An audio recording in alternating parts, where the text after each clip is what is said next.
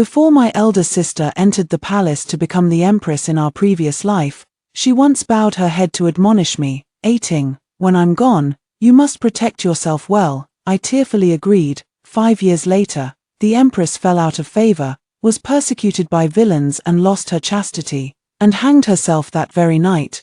The emperor decreed that the deposed Empress Meng was without virtue, and forbade the entire city from wearing mourning attire. I apologize on behalf of the Meng family, for it was due to Sheng Ji's exceptional beauty that she was taken into the palace by His Majesty, where she became the most favored among the 6 palaces. On the day I dragged the Son of Heaven to perish together in the flames, he furiously choked my neck. I have treated your Meng family well, and because of you, I even overlooked the disgraced and deposed empress who lost her virtue. I allowed the flames to engulf my entire body, as if feeling nothing, but I did not overlook it. When I woke again, I had returned to the day my elder sister entered the palace. She patted my head, then turned and entered the palace that devours people. I took off my fine clothes and jewelry, then turned and entered the blood-stained military camp. I want to see if the emperor would still dare to say the words "depose the empress" when I lead my troops to surround the imperial city. Hello, everyone, welcome to my channel. Subscribe us to read wonderful stories every day. Now, the story begins. The carriage to bring my elder sister into the palace was parked outside the courtyard, while the instructing matrons and eunuchs filed in one after another, carrying boxes upon boxes of gold and silver rewards into the mansion. Recently, everyone in the capital has known that the eldest legitimate daughter of the Meng family was favored by His Majesty at the Mid-Autumn banquet and selected to enter the palace. Soon to be appointed as the empress, since the passing of His Majesty's first wife, the position of empress has been vacant for many years. For the Meng family to produce an empress is an extraordinary stroke of luck, as if their ancestors' graves were emitting auspicious smoke. Thus, the entire household is filled with joy and celebration, except for one quiet corner of a secluded courtyard, which remains cold and desolate, showing no sign of happiness. My legitimate elder sister, Meng Xiqiong, just as in my previous life, came to my small courtyard before her departure. She gently patted my head and earnestly advised, "Ating, once I enter the palace, I won't be able to look after you anymore. You must protect yourself and never let yourself suffer." I looked up at her. She still looked just as I remembered, her cheeks flushed like rosy clouds, her jade-like face delicately refined, her eyes soft as spring water, graceful and poised, dignified and serene. She was the very picture of a well-bred young lady from a noble family. She had always been this way since childhood, gentle, sensible, and free from worldly strife. She raised me as if she were my mother, an elder sister in place of a mother. She died deep within the palace, and I never got to see her one last time, nor did I ever hear her call me Ating again. Meng Xiqiong paused. "I've left something for you. These banknotes are from selling some estates and shops the day before yesterday. Keep them safe and don't let anyone find out. This jade pendant is from my maternal grandfather's family. If you run into trouble, go find my uncle, he'll help you. The Meng residence is no kind place. Ating, if you can, leave as soon as possible. Being free and unfettered isn't such a bad thing." These words, she never said to me in my past life. I looked at her again, and saw that my sister's eyes, which always held a spring-like warmth in their smile, seemed frozen by something. As if touched by a chill, with just one glance, I understood she had returned as well, but I said nothing, only tearing up as I had in my past life. "Sister, take care." "Ating, take care." Meng Xiqiong turned and left. The clip-clop of horse hooves gradually faded into the distance. I also took off my dress and jewelry, changed into a set of lightweight trousers, and tucked the silver notes and jade pendant my sister had given me into the hidden pocket sewn inside my clothes.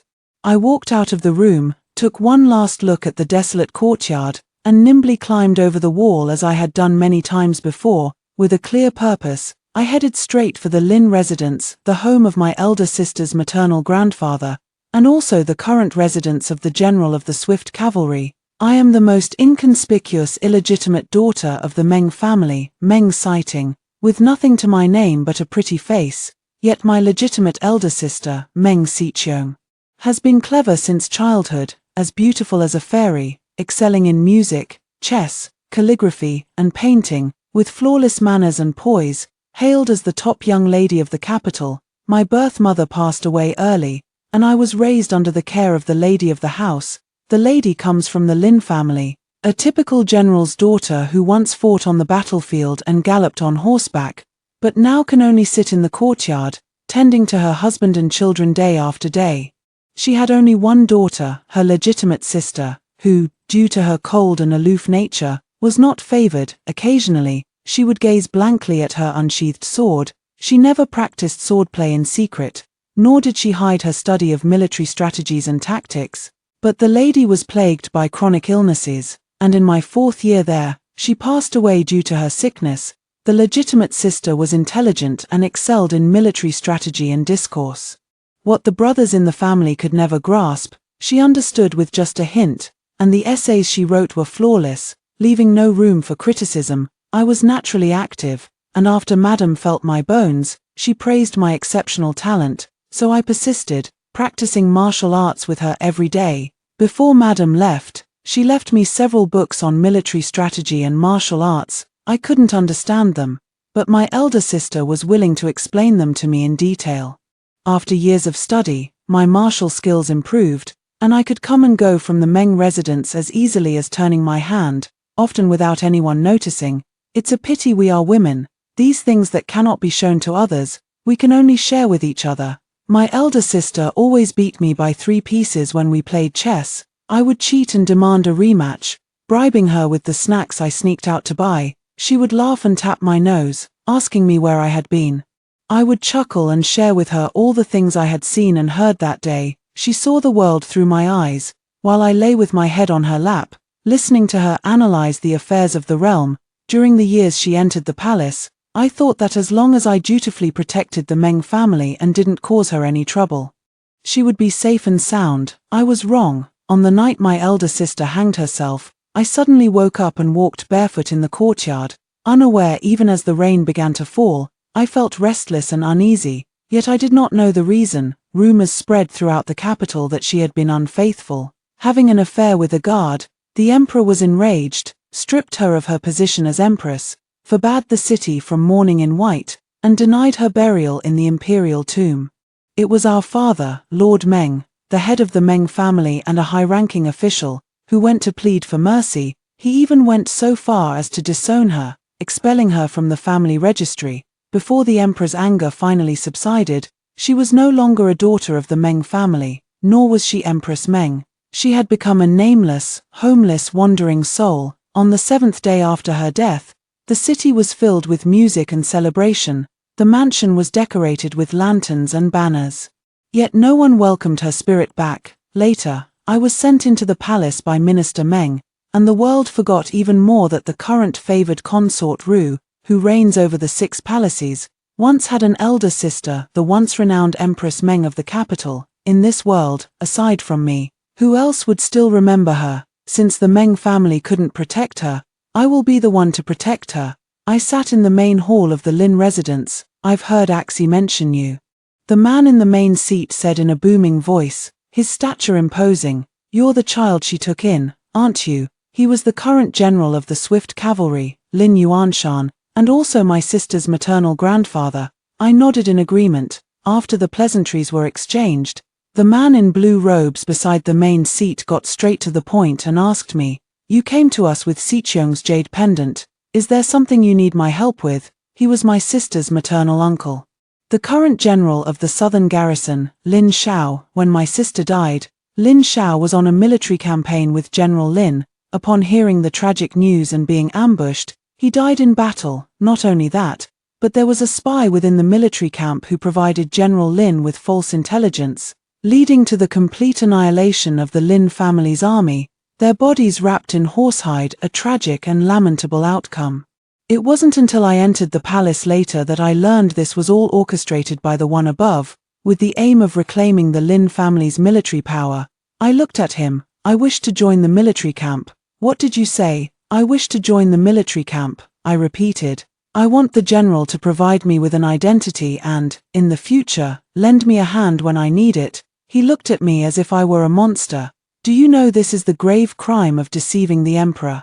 The Lin family is powerful. If you wish to preserve yourselves, it's better to retreat while you can. At this moment, someone must shoulder the legacy passed down by the Lin family. I spoke earnestly, as if unaware of the tension. I can do it. If I fail, the Lin family can simply cut ties with me. Hearing this, the other members of the Lin family turned pale with shock. Little girl, the general of the cavalry, however, was not angry. He simply waved his hand and asked me, "Tell me, what is it that you want?" "I want to go to the battlefield and carry on Madam's legacy." I thought for a moment and said, "My martial arts and military strategies were all taught by her. She wouldn't want me to be trapped in the inner chambers for the rest of my life." The general shook his head. Lies. It was indeed a lie. Madam had never said what she wanted to do, nor had she ever expressed what path she hoped I would take. Everything was just my own speculation. After a long silence, I said, "I want to save someone. I want to save someone. I wouldn't mind going through hell or high water.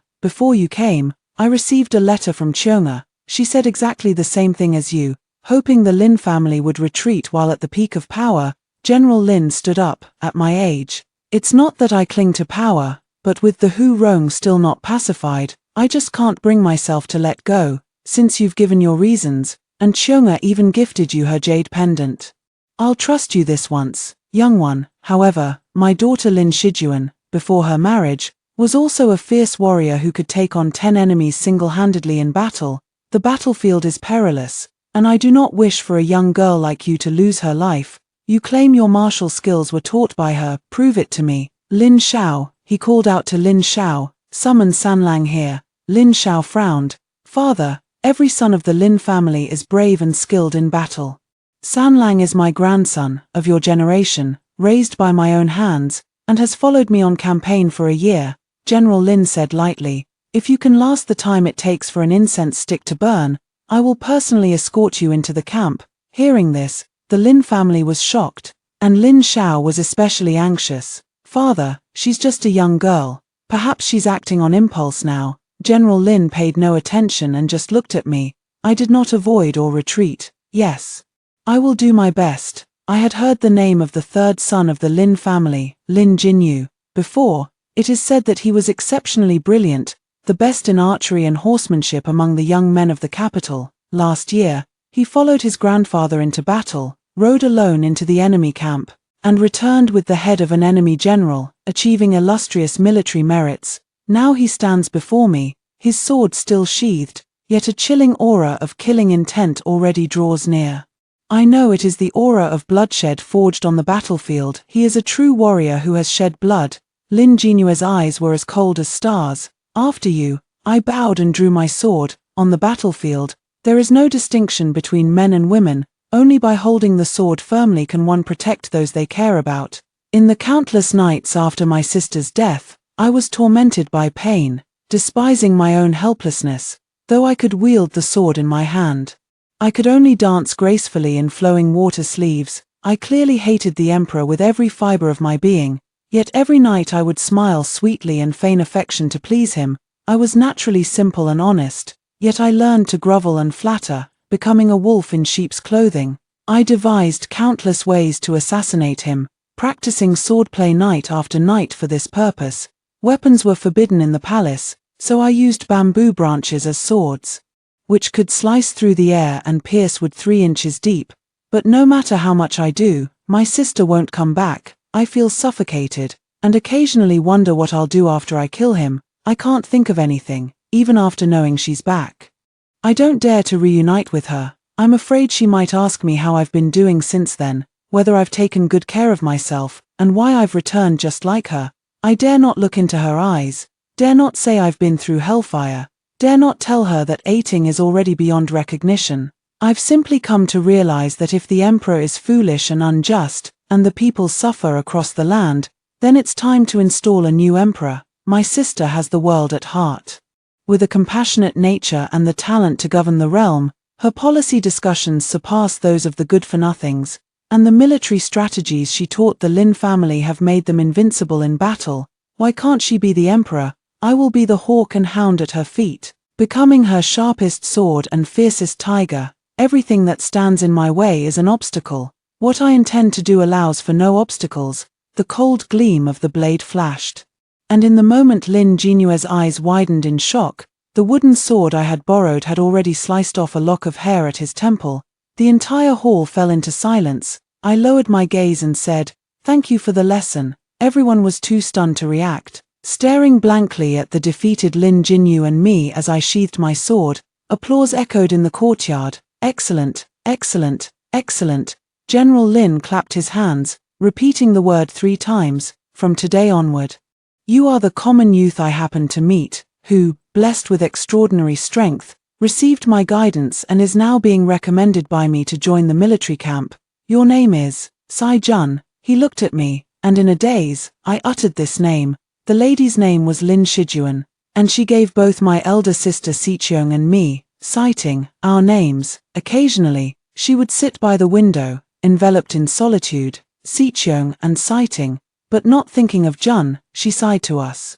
"If you have the chance in the future, go see the mountains and rivers. The world is vast, go see anything you find beautiful. Never hang your heart on just one person." My elder sister and I were young, so we only half understood, but from that day on, I vaguely sensed that there was someone buried deep in Madame's heart. Just as, after her death, she was forever buried in the hearts of me and my elder sister. Missing Cheong, missing Ting, also missing you. Hearing this name, General Lin froze. Then his lips trembled. A man of 8 feet tall, his eyes actually reddened slightly. He turned his face away as if to hide. "The wind in the capital is so sweet, it stings my eyes," but no one in the Lin family called him out on it, because the elder's eyes were red too, especially Lin Xiao, whose fists were clenched so tightly before he finally let them fall slack. He was the brother whom the lady always said protected her the most, and the uncle her elder sister spoke of as the one who doted on her endlessly. It was said that the lady's marriage had been decreed by imperial order, a command that could not be defied. From then on, the woman who once galloped across battlefields became a reclusive lady confined to the inner chambers. The Lin family exhausted all their military merits, yet still couldn't pull her free from that mire, forced to watch helplessly as she withered away. "I Bo, your humble servant, Sai Jun," greets the general. "If you want to save someone, then you must strive with all your might." General Lin patted my shoulder, his voice barely audible. I understood his meaning. He couldn't save Lin Shijuan, so he hopes I can save Meng Sicheong. I lift my eyes, my gaze calm. The Lin family, loyal to the bone, were discarded after use and left to be slaughtered, but I have long desired to kill the saint and the father. Truly disloyal, unfilial, unkind, and unjust. Am I insane? Perhaps I had already gone mad long ago. Although the Jing dynasty had vast territories, it faced threats from the northern Hu-Rong tribes and southern Japanese pirates. The southwestern region was plagued by toxic miasma and overrun with snakes and rodents. With its coastal location and heavy rainfall, coupled with the pirates' proficiency in water combat, General Lin had to garrison the area for many years before finally quelling the waterborne unrest. The Hu-Rong tribes in the northwest, however, were a different matter. The nomadic tribes on the vast desert are all brave and skilled in battle, and the Hu-Rong kingdom can be considered a nation where every citizen is a soldier. Even 3-year-old children can ride horses and fight wolves. In recent years, the two countries have kept to themselves without interfering with each other, but the Hu-Rong kingdom's military is well trained, and friction has frequently occurred at the border, clearly indicating the other side's restlessness. However, the emperor obviously does not want to fight, or rather, he is unwilling to let Lin Yuanshan lead the campaign against Hu-Rong again. Lin Yuanshan was already highly decorated with military honors and deeply beloved by the people. If he were to achieve further military successes, his popularity among the populace would only grow, coupled with his possession of the Tiger Tally. The emperor's greatest fear was that his achievements would overshadow the throne. However, in his previous life, Lin Yuanshan ultimately chose to pacify the Hu-Rong tribes for the sake of the common people, but he was ultimately betrayed and killed by a spy the emperor had planted within the Lin family army. His lifetime of glory buried in the yellow earth. This life is different. After repeated persuasion from the Lin family and a letter of advice from his elder sister, General Lin chose to retire and resign from his post. He returned the military tally, and as we expected, the emperor accepted his resignation. However, To avoid discouraging the military officers, the emperor gave General Lin's tiger Tally to Lin Shao, ordering him to lead the campaign in his father's stead. I cut off my long black hair, bound my chest, and covered my face, formally entering the military camp as a common soldier. General Lin personally escorted me into the camp but gave me no special treatment. I understood clearly this was to keep my identity from drawing attention. Before leaving, I sat on horseback and took one last look back at the majestic capital city. After this parting, I don't know when we'll meet again. Lord Sai, I turned my head. I'm here. A lone smoke rises in the vast desert. The setting sun sinks over the long river. The northwestern desert appears desolate and uninhabited. With the border city heavily guarded, after marching for several months, we finally arrived at the encampment. Lin Shao began organizing military training. The new recruits often found the drills grueling, but I completed them with ease, coming in first every time. The new soldiers showed great respect and deference to the veterans, but I remained neither humble nor arrogant, treating everyone equally. Plus, with my quiet and solitary nature, I quickly got into trouble. Hey, kid, after the training session, as I was bandaging my bruised spots, an old soldier patted me on the shoulder. I heard General Lin personally brought you into the camp. You must have some skills. How about a little sparring? Unwanted attention began to gather around me. Of course, the military camp had its share of rivalry, and with soldiers being martial and combative by nature, such sparring matches were not uncommon. Of course, you can refuse. But in a place like this, surrendering without a fight will undoubtedly make others look down on you. I won't refuse. I'm not like my sister, I'm not good at socializing, but I have my own ways. I wrapped the bandage around my wrist, loop by loop, then looked up and said, anyone else want to spar with me? The crowd erupted in an uproar, and the old soldier's face instantly changed, truly arrogant beyond measure. He sneered after a long pause. It seems I must show you the rules of the military camp. In this match, I didn't use a sword, I only used my fists. When the burly man in front of me was thrown heavily to the ground, raising a cloud of dust, I gripped his neck, then slowly released my hold as I met his terrified gaze. I stood up, flexing my wrist. Next, bang, next, thump. After I knocked down the last veteran who came to challenge me, the people around looked at me as if I were a monster. The look in their eyes held no contempt, only astonishment. The veteran, bruised and battered from being thrown to the ground by me, burst into laughter. Thrilling, thrilling. You look so gentle and weak, but you can really fight. No wonder the general values you so much but hasn't given you a position. He must think you'll earn it on your own soon enough. Right, amazing. How did you train? Share some tips with us. Looks like our battalion is about to have another secret weapon. My wife sent me some dried meat, and I haven't even had the heart to eat it yet. Here, I'll share a couple of pieces with you. Surrounded by them, I cracked a smile. Alright, that's just how it is in this place. If you don't submit, they'll beat you into submission. In the military camp, of course, it's whoever has the hardest fists that earns the most respect. Not far away, a man clad in armor watched the scene quietly. Is this the person you want to recommend to me? Lin Shao smiled.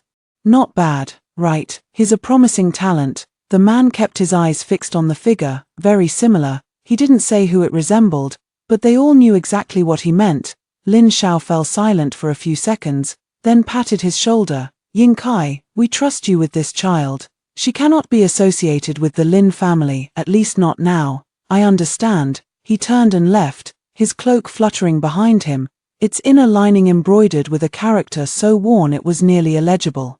It looked like Yin. Life in the military camp was tough, yet remarkably free. The Hu Rong and the Jing dynasty continued to have frequent friction, though without major conflicts, mostly just harassment and raids. After I led the charge in eliminating several Hu Rong squads, I was repeatedly rewarded and promoted, eventually becoming the youngest centurion in the camp, commanding my own unit. As summer arrived, the Jianghuai region was plagued by relentless heavy rains. While the desert here remained mostly dry and sunny, occasionally, I would hear news from the capital. It is said that the current empress is benevolent and kind, having widely established charitable institutions and schools, distributed porridge to disaster-stricken areas, and voluntarily observed fasting, even reducing the palace's expenses significantly. earning praise from people across the land. Many poets have even composed poems for her, extolling her compassion. Even the emperor has issued some reliable decrees, which I immediately sensed were not quite right. They seemed more like my sister's doing. I have no idea how she managed it, making the emperor willing to listen to her, but I am not surprised. My sister has always been intelligent and kind-hearted. Given a second chance, she would only do even more. This time, even without me, she could probably live just fine. Sicheong has written to me again. Lin Xiao and I both tacitly called her by her name instead of Her Majesty when no one was around. Why won't you tell her you've come here? I sat on a rock sharpening my sword, not even looking up. I don't want her to worry about me. Lin Xiao snorted with a laugh. You silly girl. Have you ever thought about how we'd explain it to her if something happened to you? My hand that was sharpening the sword paused, and I looked up. Just tell her I've gone traveling. I'll prepare dozens of letters, and you can send one to her every 6 months. Lin Xiao nearly choked. I was joking, and you're actually considering it. I stood up, sheathing my sword. I won't die. I don't know who you take after with this personality of yours. Lin Xiao paused, a teenager. So rigid and serious, without even a smile. Sicheong is gentle and well-behaved, and your mother loved to laugh and play. I gave him a strange look.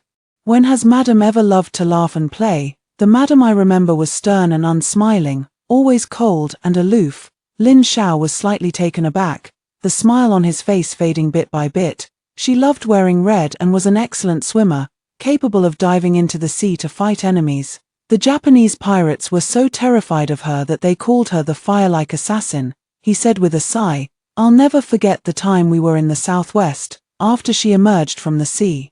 She flashed me a brilliant smile, and as she shook off the water droplets, a rainbow formed right above her head. I told the people beside me, my sister is like a goddess. I listened intently, unable to connect this radiant young girl with the lady who always wore plain blue robes. But I could imagine what that scene must have been like. She had a fine steed, with snow-white hooves, that only she could ride. No one else could tame it, Lin Xiao said, his gaze distant.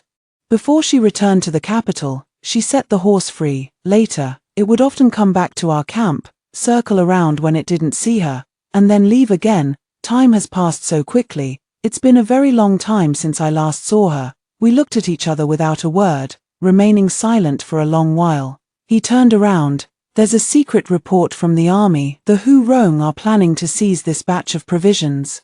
We'll discuss the important matters in the general's tent later. You should join us. I was somewhat surprised. Is this kind of military secret something a centurion like me is allowed to hear? But Lin Xiao quickly gave me the answer. It has nothing to do with me. Ying Kai specifically asked for you to go, and no one else had any objections. His tone was familiar, and after explaining, he left, but I was lost in thought.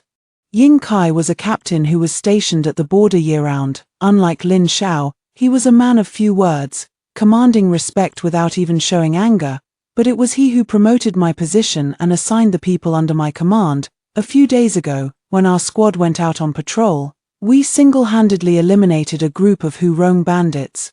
Though he didn't say much, he rewarded me with many things. I haven't seen Lin Xiao and Ying Kai having any interactions on ordinary days. And occasionally there are even frictions between the soldiers led by both sides. Now it seems, could it be that they were putting on a show for outsiders? Could it be a show for the emperor? Thinking of this, I became happy again. It seems that Ying Kai, who appears loyal on the surface, is not without disloyal intentions. Disloyal intentions are even better. In short, the more they oppose the emperor, the more I like it. My elder sister once said that at any time. The human heart is the greatest variable. I just don't know what Ying Kai's heart is like. I soon found out the answer. Inside the general's tent, after Ying Kai and Lin Xiao had finished assigning tactics, Ying Kai suddenly pointed to a small red on the map. Lin Xiao said in a low voice, the Hu Rong have gathered elite troops from 16 tribes this time, so their rear defenses are bound to be weak. This place is their most important granary. Scouts report that in recent days, supplies have been continuously transported to this location. Bold tactics, Ying Kai said succinctly. We intend to send an elite squad for a night raid. The tent buzzed with discussion. A good idea, but indeed dangerous. I'm just afraid they might have set an ambush. Those barbarians have been stealing from us every day. It's time we pay them back. It's just that it's hard to decide on the right person for the job." Ying Kai turned his gaze toward me. He was already past 30, yet possessed an exceptionally deep and weathered pair of eyes, as if the desert winds had worn away all his spirit and vitality. I suddenly understood the significance of Ying Kai wanting me to be involved. This was indeed a risky move, but also a rare opportunity that one could only hope to encounter. What kind of relationship did he have with Lin Xiao, that he was willing to give me such a boost? As I thought this, I couldn't help but smile. The fire in the tent crackled fiercely as I knelt on one knee, my voice clear. "This humble general is willing to ease your worries, my lord." All kinds of gazes fell upon me in the camp, but I only heard Ying Kai say, "Good." The matter was settled. That night, I lifted the tent flap and stepped outside, only to pause in slight surprise. I saw Ying Kai holding a handful of soybeans, feeding a horse. The horse didn't look like a war horse. It had no saddle, bridle, or reins. Majestic and imposing, with snow-white hooves, it radiated a wild, powerful beauty. Unbidden, Lin Xiao's words came to mind. He said the lady had once released her prized steed. I returned to the camp in silence. The next day, I asked Lin Xiao about it, but he was taken aback, then burst into laughter. That horse couldn't possibly be the same one, but they were likely mother and child. A few years ago, it did bring a sick foal back to the camp. Ying Kai then slowly raised the foal, not taming it, just feeding it for fun. I shouldn't have asked, but thinking of what the lady said, I felt I had already found the answer. Lin Xiao's smile indeed faded, then he curled his lips, his expression neither bitter nor relieved. "I was reluctant to tell you at first, but since I've already handed you over to Ying Kai, there's no harm in letting you know. Years ago, Ying Kai's mother's keepsake accidentally fell into the sea. He searched for a long time but couldn't find it, so he gave up. She, however, spent days diving into the water. We all thought she was just playing around, never expecting she was keeping this matter in mind. Eventually, she managed to retrieve that jade pendant and held it up, smiling at him. It was then that I said my sister looked like a goddess, and Ying Kai, standing beside me, gave a soft in agreement. Rome was indeed up to something. An entire tribe of cavalry lay in ambush there, but I had anticipated this. Calmly observing from the edge of a nearby poplar forest, I went alone to scout their defenses near the camp and buried numerous oil jars. I waited patiently for half the night until they were at their most exhausted. With a wave of my hand, the squad silently drew their bows. Whoosh, whoosh, whoosh. The flame reflected in my eyes, then quickly spread. A whistle suddenly sounded. I reined in my horse and took the lead, charging into the place already thick with smoke. That night, the sounds of fighting, screaming, and the crackling of flames were incessant. Sitting on horseback, I drew my bow and shot an arrow, not even blinking, as it pierced through the air. The next day, with my face covered in bloodstains, I led a group of weary yet fiercely determined soldiers back to camp, dragging along prisoners and provisions. No one dared to look at me, but I calmly set down what I was holding. Thump! It was the head of the enemy commander who had been stationed there. I said calmly, "Mission accomplished." A faint smile appeared on Ying Kai's usually stern face. "Well done, you've worked hard." From that day on, the surprise attack squad I led was given the name Azura by the Rome people. Everyone knew that the Azura army was elusive and invincible, like a sharp blade on the battlefield, always ready to strike at the heart. The name Sai Jun resounded throughout the northern deserts and even reached the capital. I have repeatedly achieved remarkable feats with cunning tactics and ruthless methods, always managing to take the enemy general's head directly, making most of the Rome tribes tremble at the mere mention of my name, and it's even said that my reputation could silence a crying child at night. It is also rumored that I have a terrible temperament, stubborn and unyielding, showing respect only to my superior Ying Kai, who appreciates me, while frequently clashing with General Lin Xiao. One could say I am a lone wolf. Once such news spread, and for some reason, the imperial astronomers in the capital observed the stars at night and interpreted an omen of a born general star, blessing the Jing dynasty. The emperor's rewards and titles almost eagerly reached the desert. I know what he means, nothing more than wanting me to seize the power of the Lin family's army, using me to balance and restrain Lin Xiao. These are all things I anticipated and intended. But I never expected it to go so smoothly. The Imperial Astronomical Bureau, a born star of war, I stood under the vast desert sky, gazing distantly in the direction of the imperial capital. I don't believe in fate, in luck, and certainly not in so-called stars of war. These have never been my turn. But I trust Meng Xiqiong.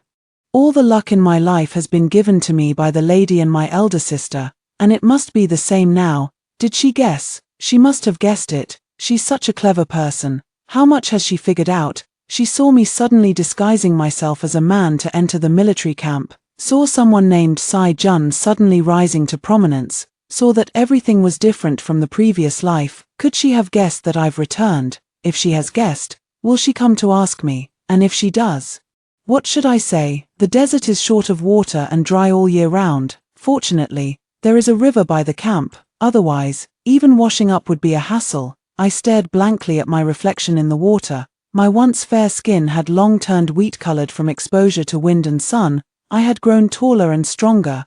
But more importantly, my body was now marked with many scars. The deepest one was on my abdomen. It had nearly cost me my life, but I couldn't afford to collapse. So I endured the high fever, gritted my teeth through the pain of cutting the flesh to treat the wound, and the next day, I lifted the tent flap as if nothing had happened, drawing cheers from everyone inside. On the battlefield, blades and arrows have no eyes. Even if I were the greatest martial artist in the world, I couldn't guarantee my sleeves would remain unstained. The current Sai Jun bears no resemblance to Meng Xiqiong at all. Then, if she sees me again, will she still recognize me? I have no way of knowing. Lin Xiao came to see me, holding a letter in his hand. The one your elder sister sent you, he said. She often asks about you. This time, I suppose father could no longer keep it from her. And with the Meng family saying something, she must have guessed. I lowered my head to look at the letter. There was no signature, no name, just 4 words. Blessings upon the General Star. His Majesty is growing more and more senile, Lin Xiao said bluntly, with no one else around. Uttering these treasonous words, now, with the floods in Jiangnan, most of the dams have collapsed. Refugees are pouring into the capital endlessly, and the Hu Rong are stirring again. It's a time of internal and external troubles. Yet he insists on building a stargazing tower for his newly favored consort Zhao. Who knows how much silver that will cost? I've heard that several ministers from the Ministry of Works and the Ministry of Revenue advised against it. And he was so displeased he demoted them and had them flogged. Now everyone in the capital is on edge, unsure who will be the next to die. I thought for a moment, is my elder sister still distributing porridge? Of course she is. She even opened her private treasury to raise relief grain for the flood victims in the Jiangnan region. People there have even built shrines in her honor while she's still alive. I smiled. In my past life, there was no such thing as Consort Zhao or the Stargazing Tower. Now the public outrage is boiling over. The emperor's cruel and unreasonable behavior stands in stark contrast to the queen's benevolent and broad-minded nature. My elder sister is still my elder sister, but she has become smarter than before and gained a touch more ruthlessness. But there's nothing wrong with that. His Majesty will not stop here, I said. The more people try to stop him, the more determined he will be to build the Stargazing Tower, not only to build it, but to make it magnificent. Since we can't reduce expenditures, we must increase revenue. Just wait, this fire will soon spread to us. I curled the corner of my lips, feeling quite at ease. Lin Xiao frowned, then quickly realized. You mean he'll embezzle military pay and supplies? In the midst of a major battle, we can lack anything, but the soldiers' provisions must not be short. Those in high positions couldn't possibly fail to understand this principle. His expression turned serious. He shouldn't be foolish enough to reach that point. Our emperor here loves nothing more than mixing favors with intimidation. I scoffed. Even if he didn't initially think this way, those who oppose his construction of the Stargazing Tower will push him in this direction. He would believe that all under heaven belongs to the emperor. He would think it's only natural for soldiers to die for their country. He would feel that the frontier ought to be harsh. What does it matter if they eat a little less or wear fewer clothes? Bright and clear, the radiance of the sun and moon, if I'm not mistaken, This consort Zhao must also have been designated by the Imperial Astronomical Bureau as some kind of auspicious star or noble fate, likely another scheme orchestrated by my elder sister. Rebellion is indeed a crime punishable by beheading, but people are often driven to it. When one is starving, freezing, and constantly facing death, it's all too easy to act on impulse, and winter is coming. She understood what I meant and planted a seed. Lin Xiao's face darkened completely. How utterly disgusting. But my elder sister would never treat the lives of the soldiers lightly, I said with certainty. She will surely try every means to secretly provide support. And then it will be up to us. This matter must not be made public, but we must let the soldiers in the camp guess it. An emperor greedy and selfish, withholding military pay, an empress with a compassionate heart, pitying the world, the ruler of the land, the one the people look to. She is vying for the people's hearts. I must add fuel to the fire. This batch of provisions sent from the capital had its quantity cut in half.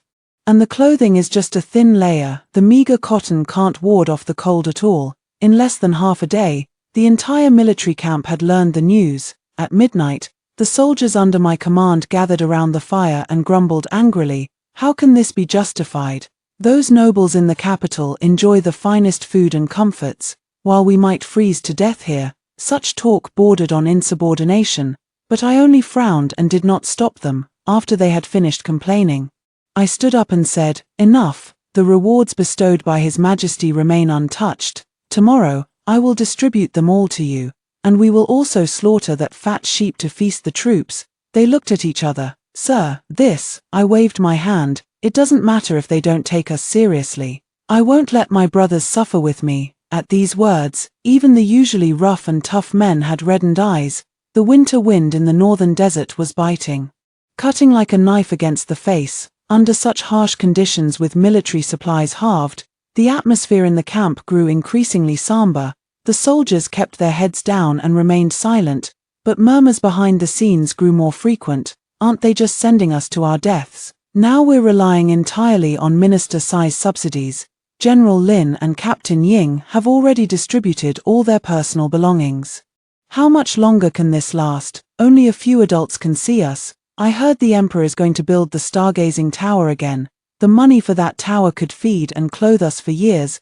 They don't treat us as human beings." Fortunately, not long after, cart after cart of supplies were quietly transported in under the cover of night. Without an imperial decree, it clearly wasn't sent by the Emperor. So the soldiers intercepted the grain delivery men, pressing them relentlessly for an explanation. It said that the man hemmed and hawed for a long time, unwilling to tell the truth. It wasn't until some soldiers seized their carrier pigeons that they learned this batch of grain and clothing was secretly organized by the Empress. With donations from noble ladies and daughters of the capital, they were still trying to raise more supplies and asked those in the know to keep it quiet. The matter was indeed kept quiet. And indeed, the entire military camp came to know about it. The soldiers spoke of the Empress, saying, "That must be a bodhisattva. Her Majesty the Empress is truly benevolent." I heard it was also the Empress who contributed to the relief efforts during the recent flood in Jiangnan. I'll have my family set up a shrine for the living when I return. Although conditions have improved, I still have the soldiers pretend to be underfed and poorly clothed. The Hu Rong are also aware that the Emperor of Jing is withholding military pay, yet they lie low, likely planning a major move soon. In that case, it's better to play along and let them believe we are truly weak and vulnerable. In December, heavy snow fell across the vast desert. I stepped into the tent and saw Ying Kai standing with his hands behind his back, staring blankly at a cloak hanging on the wall. The cloak was already very old.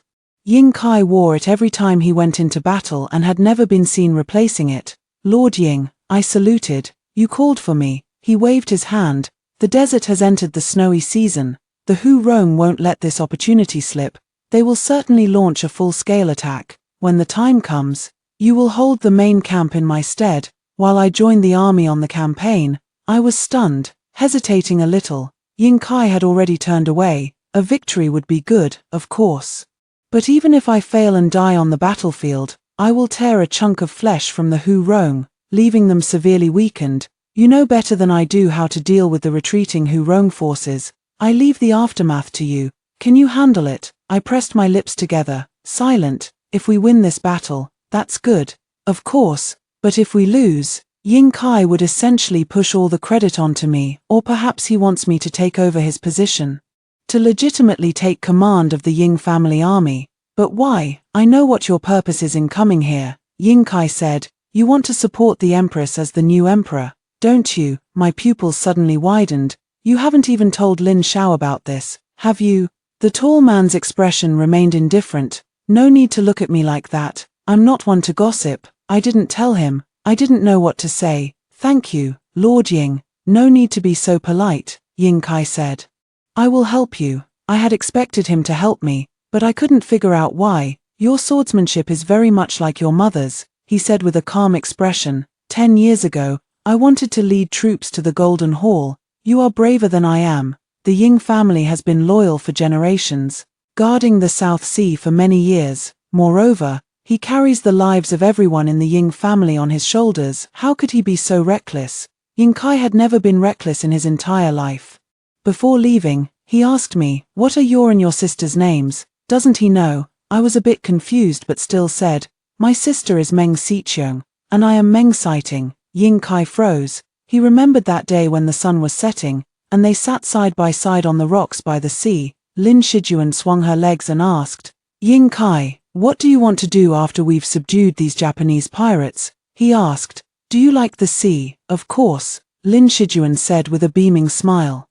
The capital is so dry, but it's much nicer here. I've already told my father maybe I'll just stay here for him, watching the tides rise and fall every day, Ying Kai said. Then I'll stay with you. He remembered Lin Shijuan in her fluttering red robes, remembered her kneeling to receive the imperial decree, remembered that distant glance she gave him before she left. The island they guarded was anciently known as Cheong Island. She recited the poem, lilies on the banks, orchids by the shore, lush and verdant, saying that where there is water, everything grows well. Will she miss it? She probably will. She left this world early, without leaving a single word behind. The two daughters she raised were named Xiqiong and Sighting, but not missing you.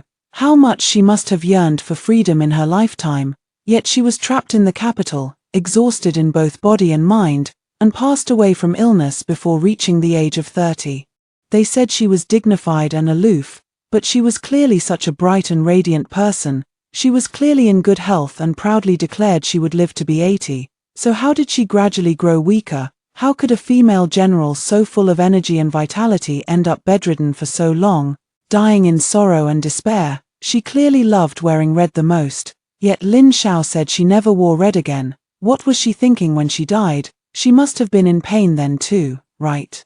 Ying Kai bent down, feeling his numb heart, which had been unfeeling for 20 years, ache once more. Once again, that lofty emperor used the same methods from back then, intending to destroy her twin daughters just as he had destroyed her. When Lin Shijuan was bestowed in marriage, he knew he was powerless to change it. The emperor made it clear he intended to divide the Lin family's power. If the Ying family knew what was best, they should distance themselves from the Lins. Even if he wanted to defy the imperial decree and take her away, they both had to consider the Lin and Ying families behind them. So he compromised. He watched helplessly as Lin Shijuan took off her red dress and armor, so she also compromised, silently fastening her cloak around his shoulders before turning to leave. From then on, he was trapped within the confines of that cloak, unable to break free. The enemy troops waved their flags and shouted, while Ying Kai stood amidst the drifting snow. Snowflakes fell upon his head, the corners of his eyes, his brow, and into the jade pendant cradled in his palm. Mother, Ying Chong has never been willful in his entire life, he murmured. That day, he saw the girl named Sai Jun, whose every move and gesture reminded him so much of her. Lin Xiao said, "This child was raised by my sister." So it was the child of an old friend, he thought. She had stirred up those memories. So this time, he wanted to live for himself. Amid the sounds of battle, Ying Kai drew his sword, blood splattered on his cheek, but he remained completely unaware. He just suddenly remembered that year when Lin Shijuan emerged from the water, holding his jade pendant in her hand, a brilliant rainbow arching above her head, making her eyes curve into a smile like a celestial fairy. She called out to him, "Ying Kai."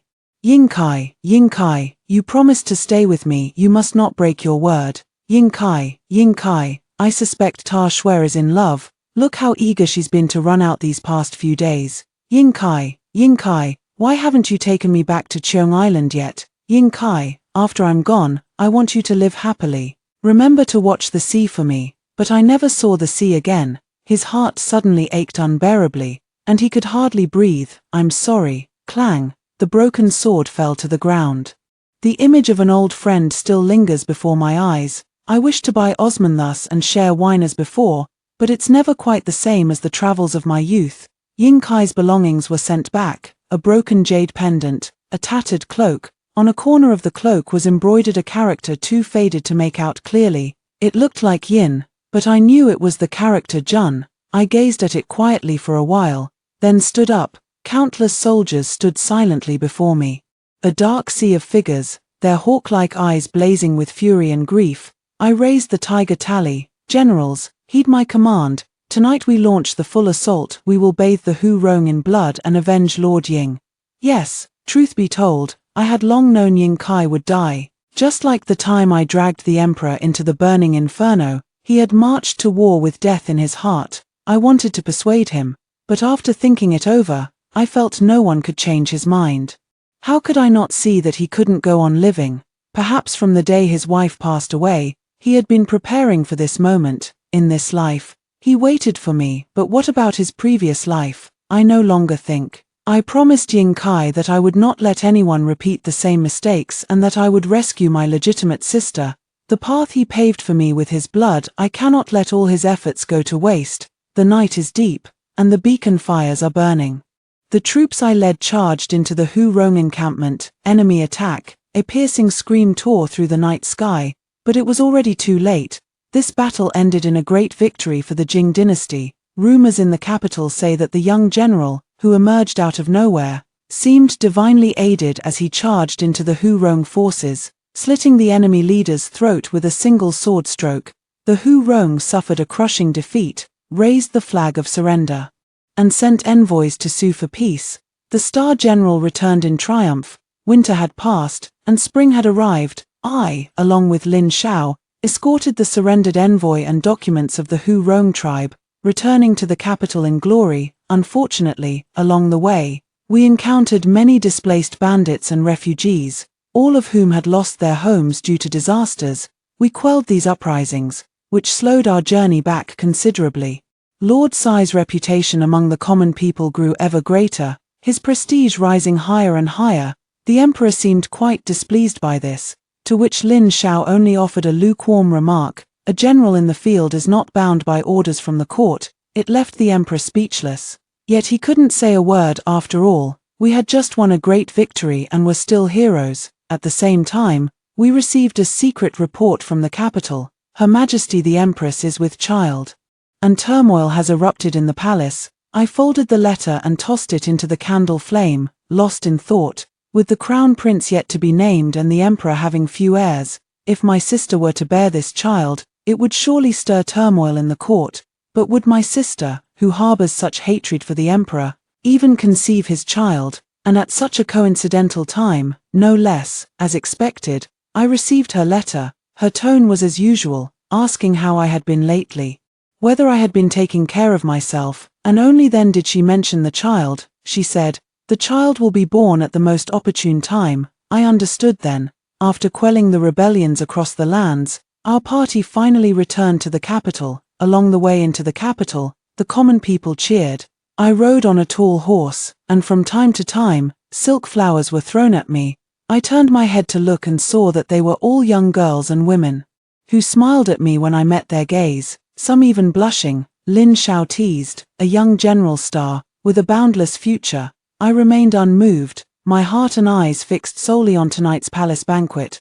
The palace banquet was to reward us, the soldiers. This battle had lasted too long. With my elder sister's help and the imperial astronomers occasionally praising me, my official rank had been steadily rising. Now, I had become the youngest general of chariots and cavalry in the Jing dynasty. Not only that, because the Lin family had fabricated my identity, I had a clean background as a commoner. The emperor was extremely pleased with me, granting me a general's mansion and sending boxes of rewards to my residence one after another, I knelt down to express my gratitude. Keeping my eyes fixed straight ahead, the emperor, flushed with an abnormal redness from drinking, appeared extremely pleased. Minister Sai, is there anything else you desire? Without looking up. I knew exactly how repulsive that face was: old, ugly, and nauseatingly disgusting. You are now the renowned young prodigy of the Jing dynasty. Someone beside him spoke, their voice as gentle as spring water. General Sai, lift your head and let me see what I can bestow upon you. It feels like only yesterday. My hand trembled slightly, and my eyes nearly welled up with tears, yet I slowly raised my head and looked at her. My elder sister still had that same delicate and gentle appearance, her face radiant like cinnabar, fair and smooth as jade, but after so long in a position of high status, she now carried an air of nobility that was beyond words. Because she was far along in her pregnancy, her belly was already showing, her face was serene, and she even seemed to radiate a kind of Buddhist tranquility. She looked at me, and I looked at her. We all know how long it has been since we last met. It feels like a lifetime ago. In just a moment, I lowered my head again. I have no other wishes, only that your Majesty live 10,000 years, Her Highness 1,000 years, and that the Jing dynasty prosper and flourish. What an honest child who knows how to speak well. The emperor was greatly pleased and bestowed many more gifts. The palace banquet was only halfway through when His Majesty felt unwell. So my elder sister helped him back. In my previous life, His Majesty was still in excellent health at this time, but now he's not doing so well. I heard it's because he started seeking immortality and the Tao in this life, taking all sorts of messy elixirs in hopes of achieving eternal life. What a fool. I curved my lips and turned around, distributing all the rewards to the brothers under my command. The emperor would never know what Lin Shao and I were really doing while quelling the rebellions. It was about recruiting soldiers and forging an iron cavalry. Everything was ready, as if all that was missing was a spark. Today I deliberately applied less of the disguise powder. Others might not notice, but how could my dear father possibly miss it? At the palace banquet, I raised my glass from afar to Minister Meng, who seemed lost in thought. He widened his eyes as if he had seen a ghost. As I expected, he soon came to find me. Ah Ting, how could you? I personally poured tea for him in the general's residence. Father, let's keep it brief. The situation in the palace is still uncertain. His Majesty's health is not well, and my sister is about to give birth to a prince. It's time for us to join the struggle for the throne. He was startled by my words and hurriedly moved to cover my mouth, but my gaze froze him in place. My sister has already consulted the imperial physician, and there's no doubt the child in her womb is a boy, I said calmly. I know you have an agreement with the eldest prince, but you must also consider what benefits the Meng family more, having your own grandson as the crown prince or having the eldest prince as the crown prince. You are truly insane, he fumed in frustration. Do you realize that what you're doing now is the crime of deceiving the emperor? How dare you recklessly discuss matters concerning the crown prince? But I could see the flicker in his eyes, clearly showing that he was tempted by the idea. I didn't say much more, only dropping the final bombshell. His Majesty favors the Empress's son as the crown prince, while the eldest prince has been secretly recruiting troops and horses, harboring thoughts of rebellion. If father steps forward to testify, it would be a meritorious service in supporting the rightful heir, enough to secure him a position among the three excellencies and elevate the Meng family to even greater heights. Thump. The storm was approaching, with lightning flashing and thunder rumbling outside the window. I clearly saw the madness and greed growing in his eyes, like a giant beast crouching in the darkness. Such is the human heart. I am not surprised at all. His Majesty's health is deteriorating further.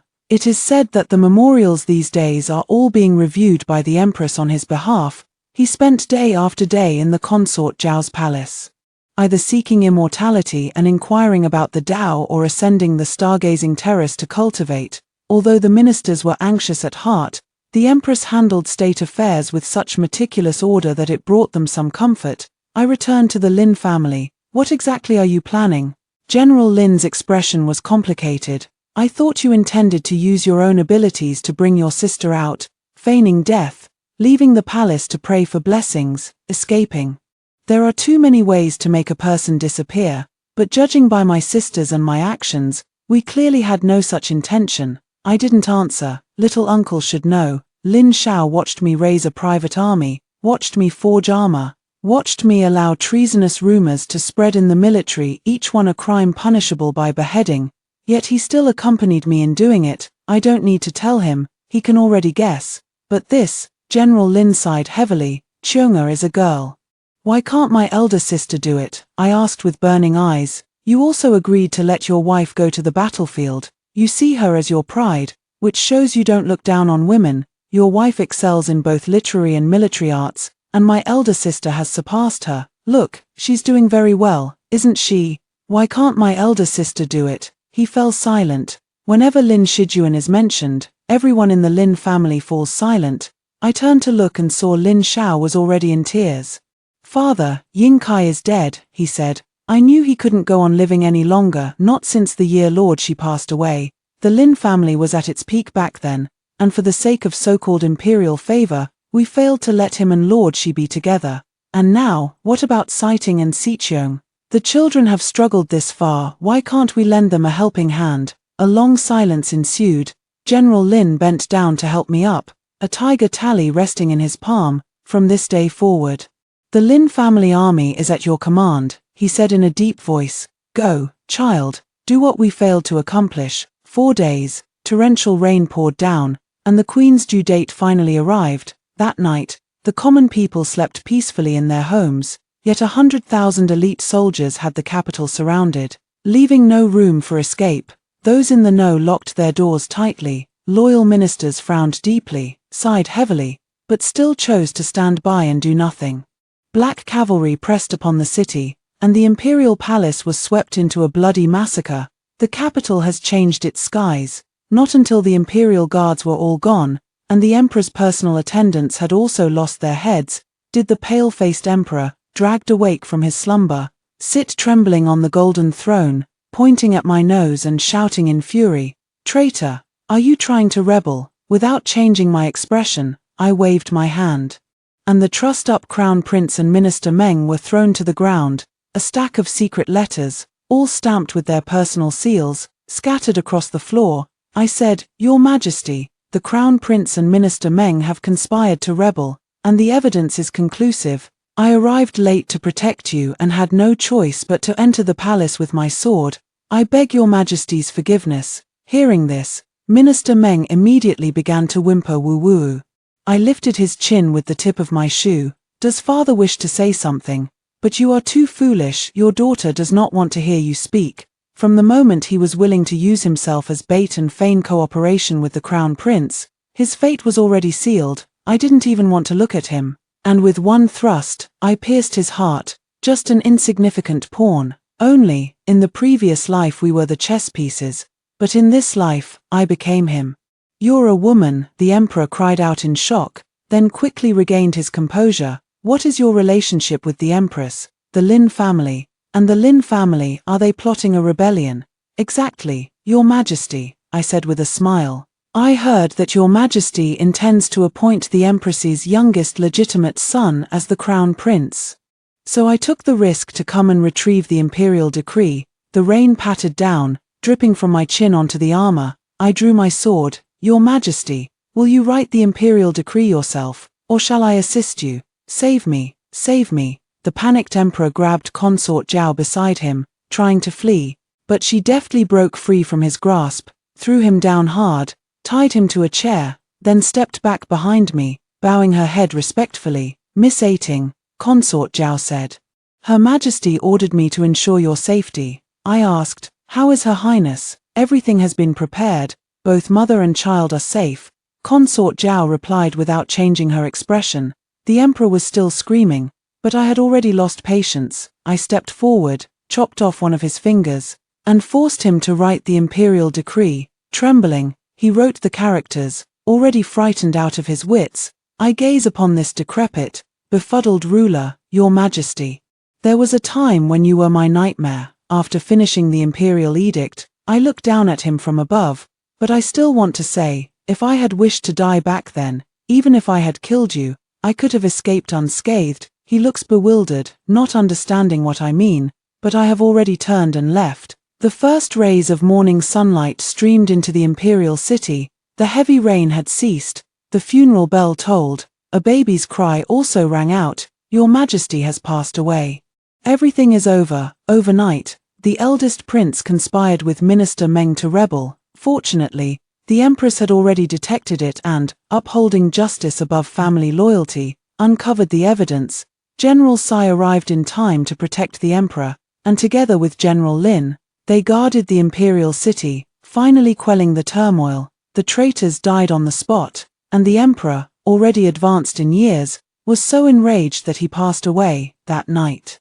The Queen gave birth to a prince, who was immediately named Crown Prince by imperial decree. A nation cannot be without a ruler for even a day. The Crown Prince ascended the throne, but due to his young age, the officials petitioned the Empress Dowager to assist in governance. Unable to refuse and with the support of the people, the Empress Dowager began to rule from behind the curtain. During her reign, she reduced taxes, abolished forced labor, opened special imperial examinations, and promoted young officials, leading the Jing dynasty to flourish. General Sijuan's identity was exposed, revealing that she was a woman disguised as a man. However, due to her outstanding military achievements and the Empress Dowager's leniency, she was pardoned and became a role model for women across the land, praised by all. Another spring has arrived. I came to bid farewell to my sister. "Sister, I wish to go to the South Sea for a visit," I said. "Please grant me your permission." At that time, my elder sister was holding the little prince and looked at me upon hearing this. Back then, she had faked her pregnancy, and this child was actually an adopted orphan she had raised and taught since infancy. We named him Sijuan. Sijuan, with his round, bright eyes, tugged at my sleeve and called out unclearly, "Auntie." I quickly took him into my arms. "Hey." The child's eyes and brows somewhat resemble the lady's, and the small red mole on his wrist is exactly the same.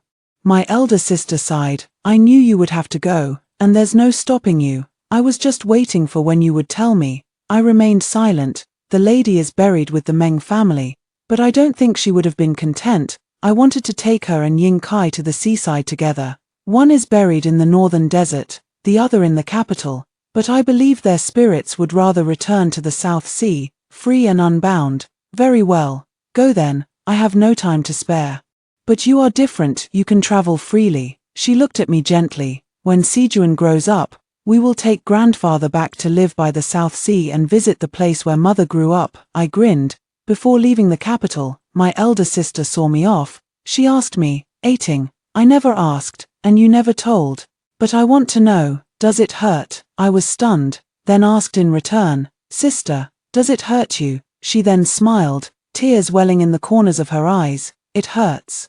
It hurts so much. I was forced to take my own life, and before I died, all I could think about was how heartbroken my sister would be, and how utterly wretched my life had been." Later, my spirit watched as you entered the palace, watched as you forced yourself to do things you despised, watched as you dragged that beast into the sea of flames. Your martial arts were so superb you could have escaped, but you didn't. My heart ached so terribly. During those days, I prayed to the Buddha every day, begging that Ating would never have to endure such a painful life again. Then I returned, and I resolved that this time, I would protect you, protect myself, protect the Lin family.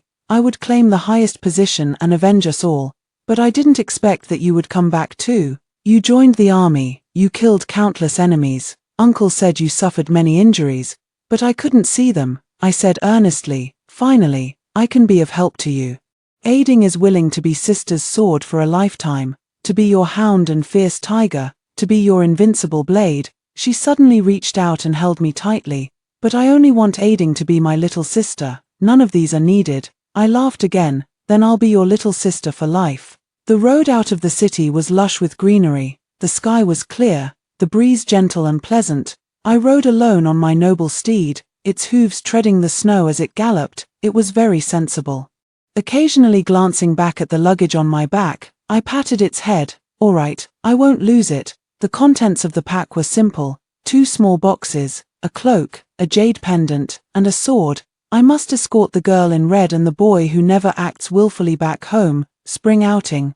Apricot blossoms blow all over my head. I think of you, I think of you, I think of you. The end. The second story. I chased after Shinjon for 5 years, on the day of the court official examination.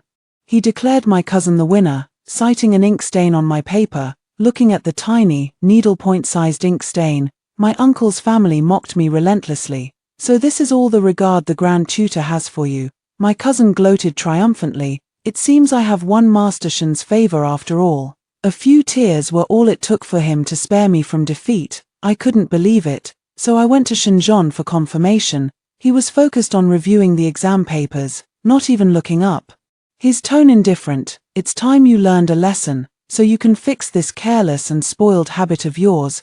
My heart was utterly broken, and I had a big argument with him, declaring that from then on we would cut off all contact. Shinjon didn't know that my grandfather had already made a decision. If I cannot become a female official, I will have to enter the palace to serve His Majesty, who has a penchant for same-sex relationships. Later, it was said that the Grand Tutor, who remained unflustered even in the face of a mountain collapsing, submitted 13 memorials in a row, accusing himself of unfair grading. The noble ladies who had participated in the assessment in the Great Hall had long since dispersed. Shinjon finally looked up after organizing the examination papers in his hands, with a calm and indifferent expression, carrying a hint of condescension. The court selects officials not only for their talent and learning but also places great importance on their character. Yet you are arrogant by nature, careless with your brush, and have soiled the examination paper. You lost fairly. I looked at him, overwhelmed by immense anger and grievance, my voice trembling slightly. You always find fault with me on ordinary days, but today is the official examination. Do you have any idea how important this is to me? So what? He sat upright in the high seat, cutting me off without a care. You ought to learn a lesson, so you can finally correct this careless, spoiled habit of yours. Hearing this, my breath caught in my throat. I couldn't help but feel my eyes welling up. It just felt like there was nothing more absurd than this, just to teach me a lesson.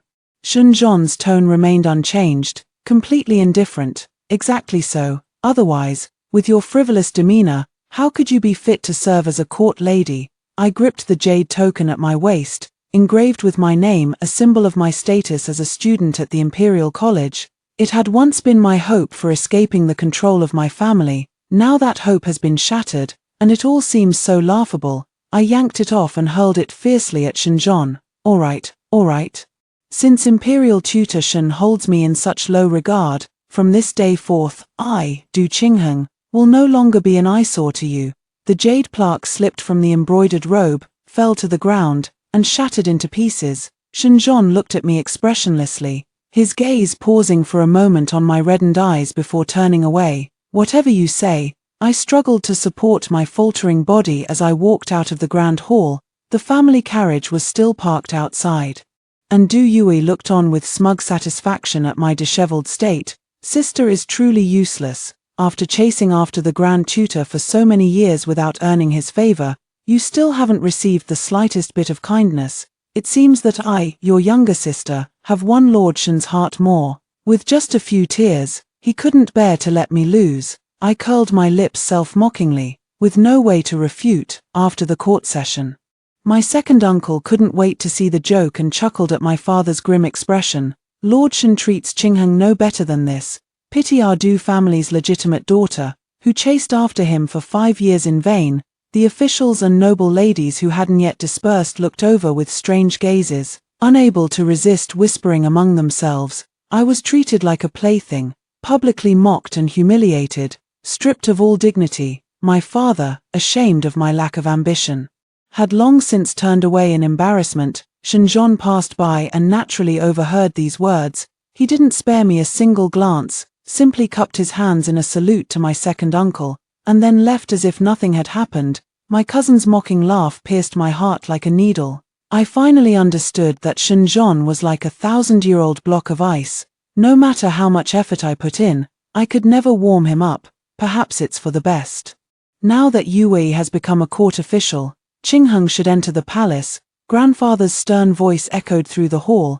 It had long been agreed that if either my cousin or I failed the imperial examination, we would enter the palace to serve His Majesty. After everyone had dispersed, Only our immediate family remained in the room. Mother burst into tears, holding me and weeping. I will never let my daughter go to that soul-devouring place. Everyone knows His Majesty has a preference for men and shows no interest in women. If Qingheng marries into the palace, how can she have any hope for the rest of her life? Isn't this sentencing her to death? Father scowled, his tone furious and accusing. Who told this unfilial daughter to be so incompetent?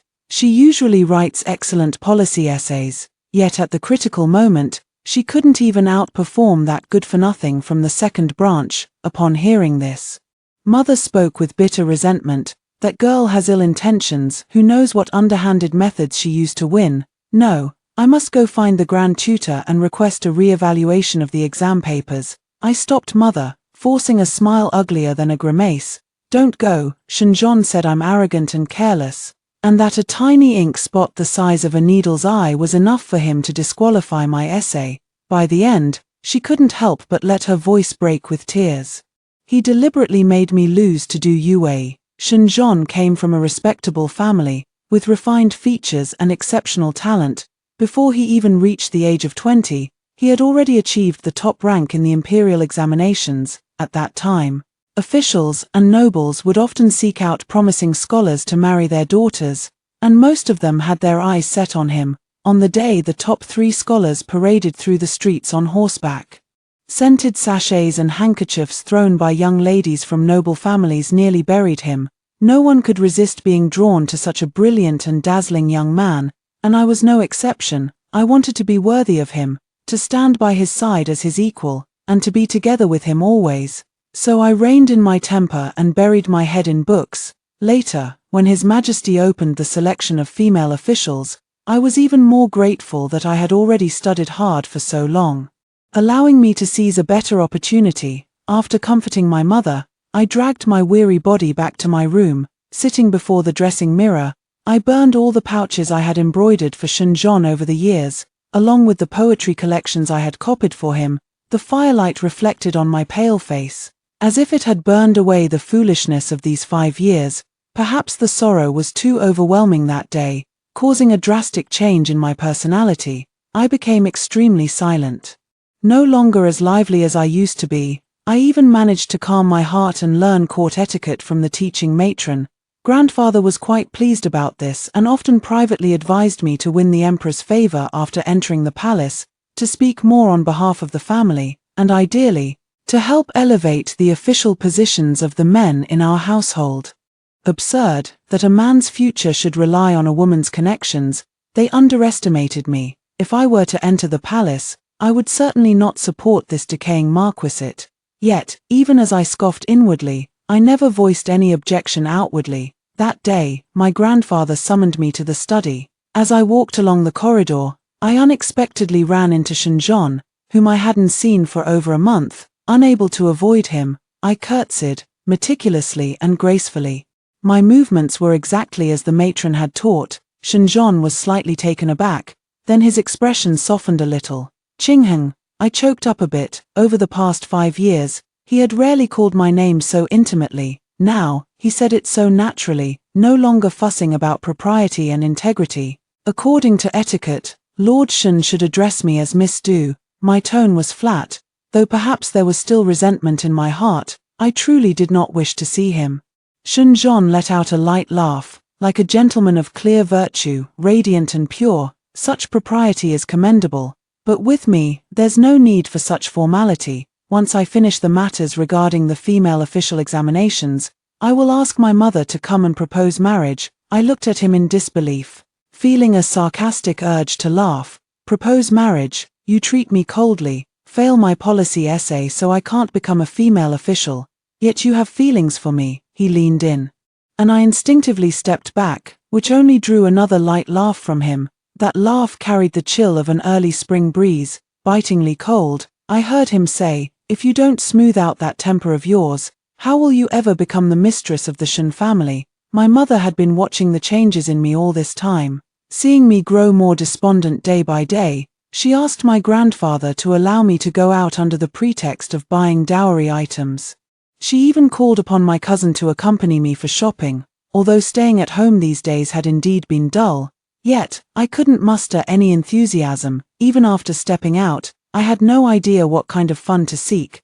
My cousin treats me like his own sister, and knowing what I've been through, he is deeply distressed. A few days ago, he and my uncle went to persuade my grandfather not to send me into the palace, but my grandfather, obsessed with fame and fortune, had already submitted the petition on the second day of the court lady examination, making it impossible to reverse the decision. My uncle's family has always been very kind to me, and as soon as my cousin received my mother's letter, he tried every way to cheer me up, hunching, "Let's go to the bookstore and buy some interesting tales of the unusual. Don't you love these fascinating storybooks the most, even after entering the palace later, if it gets dull? Reading some for amusement would be good too." He carefully observed my expression, only relaxing when he finally saw a hint of a smile on my face. "Don't worry, I will work hard in my official career and be your support." I was somewhat stunned. My maternal grandparents' family had always treated me with great affection, and I used to have an excellent relationship with my cousin. But once, when I was out shopping with my cousin, Shenjon happened to see us. His face turned icy cold. Though he didn't say anything on the surface, he later scolded me in private. "Men and women should not be too familiar with each other. You're about to come of age. If you still don't pay attention to the boundaries between men and women, not only will it hinder your marriage prospects, but you'll also be criticized as fickle and immoral." His words were harsh, but I had long grown accustomed to obeying Shenjon. I was also truly afraid that, as he said, I might delay my cousin's marriage arrangements and end up alienating him. Now that I think about it, my interactions with my cousin were normal, with no overly intimate behavior, so there was nothing for others to criticize. Shenjon isn't necessarily right. I smiled with relief and casually picked out a few storybooks. Suddenly, I heard someone say, "Sister." Looking up, I saw Du Yuwei and Shenjon standing together, holding a few books in their hands. The pink dress next to the crimson official robe matched quite well. Shenjon's gaze fell heavily on me and my cousin, the book in his hand slightly crumpled. Du Yuwei glanced subtly at the group, her eyes darting. Then she raised an innocent smile. "What a coincidence, running into sister and cousin Chen shopping. It seems I've been tactless and interrupted." I was hesitating, unsure of what to say, when Shenjon took her hand and passed her the book he was holding. "You mentioned wanting some poetry rubbings. This one is quite excellent." Du Yuwei blushed, accepting the rubbing while her fair hand tugged at the hem of her robe embroidered with cloud patterns. "Yuwei would also like to find some calligraphy models. Might Lord Shen lend me some of his masterpieces so I can study them?" Shenjon gave a hum of acknowledgement, turning away with Du Yuwei. The two boarded the carriage and disappeared around the street corner. I shook my head and laughed out loud. Mocking my former self, who had regarded Shenjon as the ultimate authority for years, yet never received his careful guidance, Du Yuewei's few coquettish and soft words melted his heart. Fortunately, I have already given up. When I returned home in the evening, my mother said that Du Yuwei had brought Shenjon back. Grandfather invited them to stay for dinner and even wanted to share a few drinks with him. She said resentfully, "I used to think he was just cold-hearted and unfeeling. But now it seems he's blind and foolish, completely taken in by such a worthless person." I quickly tried to calm my mother down. I was also somewhat surprised inside. Could he really be so considerate at times? On the way back to the courtyard, I passed through the garden. Shenjon stood by the rockery, his gaze deep and heavy as he looked at me, as if he had been waiting for a long time. "Du Qingheng, don't you have anything to say to me?" "What is there to say?" I remained silent. Back when I used to like him, even the smallest, most trivial matters would have me chattering away around him non-stop. Right now, I'm just too weary, and I can't muster the slightest desire to share anything with him. Besides, what is there that needs to be said? Should I say that the Marquis's household is in decline, that my grandfather is blinded by power, favoring my second uncle who holds a higher official rank than my father?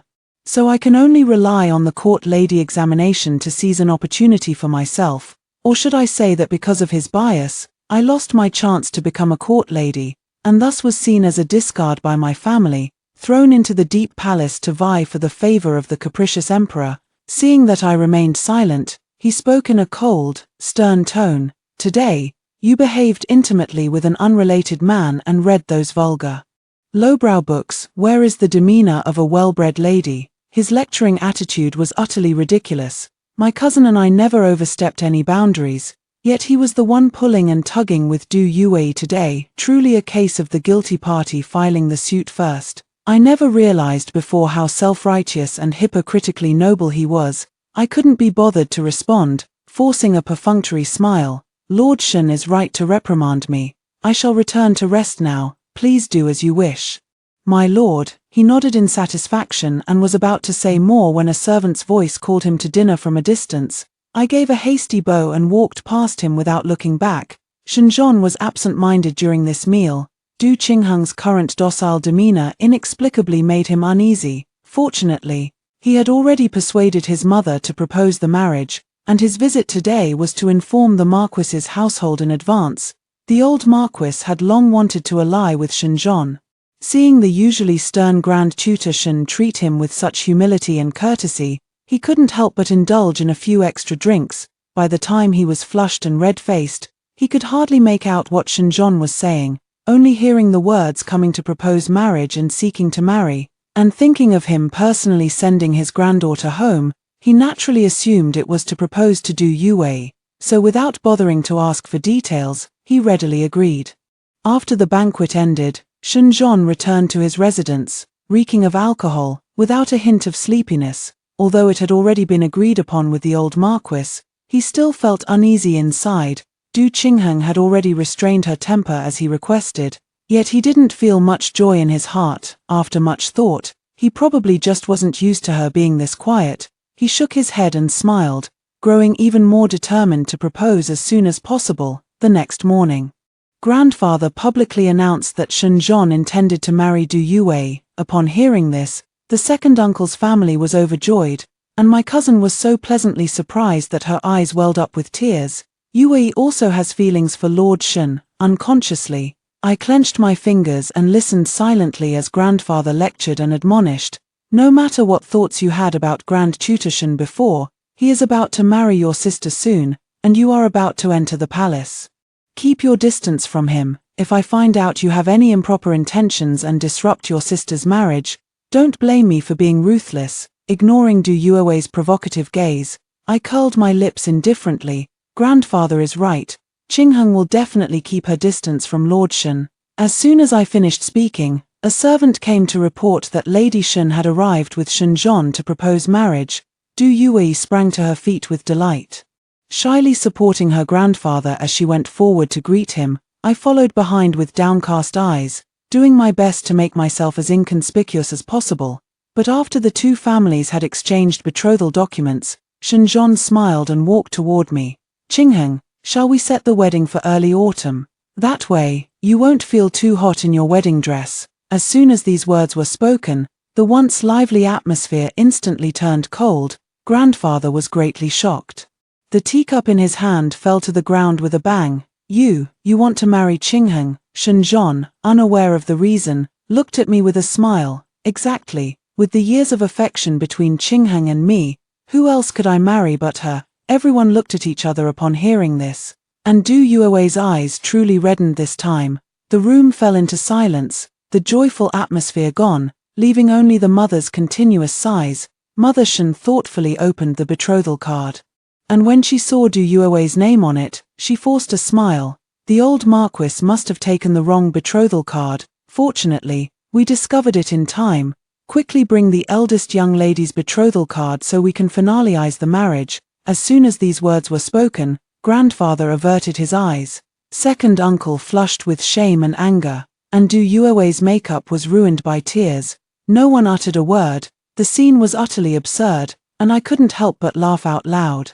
How could I possibly marry Lord Shen? How could I even produce the betrothal card? Shenjon snatched the betrothal card, but the moment he saw the name on it, he flung it away as if it were a hot potato. He darkened his expression. What do you mean by this? What do you mean? His mother sneered coldly. You should ask Lord Shen about that, if it weren't for your pity for Du Yue and your unfair judgment. How could Qingheng have failed the selection for female official and ended up being sent by her grandfather to serve the emperor in the palace? My poor daughter, with her sincere heart trampled upon, now has to enter that devouring deep palace. Who knows when I'll see her again? Shenzhon's face was deathly pale, looking utterly tormented. Qingheng, why didn't you tell me? I supported my mother, looking at him with a half-smile. Wasn't it you, Lord Shen, who said I needed to learn a lesson to correct my careless and spoiled ways? Now that I've changed, I suppose even His Majesty will appreciate my obedient demeanor once I enter the palace. Shenzhon's eyes instantly reddened. At that time, I didn't know you were in such a difficult situation. I thought you were too sharp and outstanding in the academy, which might make you arrogant. With such a temperament, you wouldn't be a suitable mistress for the Shen family. So I just wanted to humble you a little. Plus, Du Yue deceived me, saying that if she failed the selection, her family would send her to be the old prince's concubine, and that she'd rather die than face such a fate. That's why I scoffed. Lord Shen, your care for my sister is truly generous. You didn't hesitate to let your beloved fail the selection just to help her. Now, it seems kindness is repaid with kindness. She's utterly devoted to you. Why not make her your wife? Pleased to see him frozen in place, I pointed behind him. I heard that back then. Just a few tears from Sister Yue moved you so deeply that you couldn't bear to see her fail. Now, her tears are far more than a few. Shouldn't you hurry to comfort her? Shenzhon's eyes churned with emotion, a wounded look on his face. Why do you say such things to hurt me? If she weren't your sister, I wouldn't even glance at her. He actually seemed deeply in love with me. I pursued him for 5 years. Yet he remained indifferent to me. Now that I've been forced into the palace, Shenzhon actually insists on marrying no one but me. Absurd. I dodged his hand as he tried to grab mine. With a cold face and extreme disgust, he said, Lord Shen, please don't get too close to me. My grandfather said to keep my distance.